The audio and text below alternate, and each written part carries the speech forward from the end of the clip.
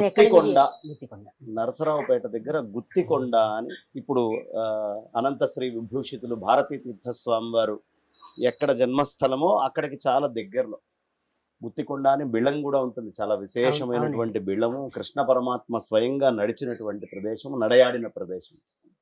అయితే నేను పుట్టేటప్పటికే వాళ్ళు అక్కడి నుంచి హైదరాబాద్ 73లో రావడం, వచ్చిన తర్వాత 77లో నేను పుట్టడం అయింది.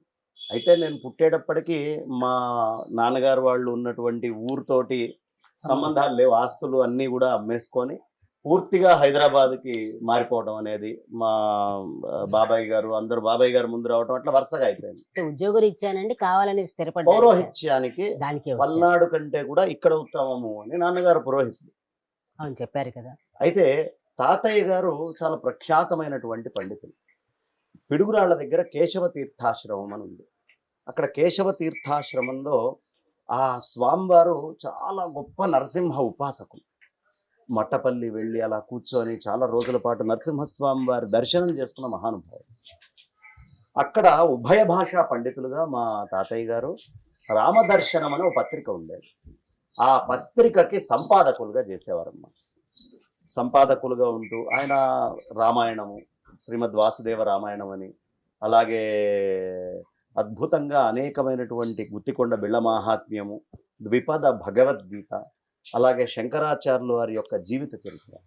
బహుశా అదే మూలమేమో. ఆదిశంకర్ల యొక్క చరిత్రని అద్భుతమైనటువంటి పద్యకావ్యంలో తాతయ్య గారు చక్కగా వర్ణించుకుంటూ రాసుకొని వచ్చారు.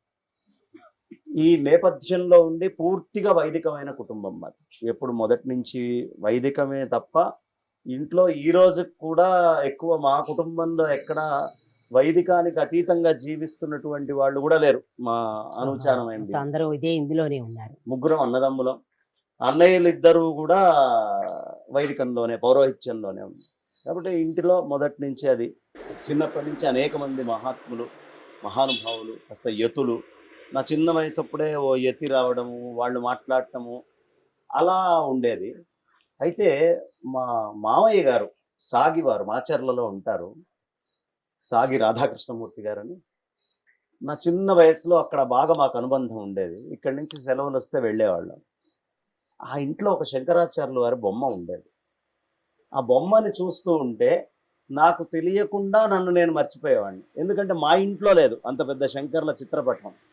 అక్కడ పెద్ద శంకర్ల చిత్రపటం 4 శిష్యులతోటి రవివర్మ గారు గీసింది, అలా పెద్దగా బ్రహ్మాండంగా ఉంటుంది.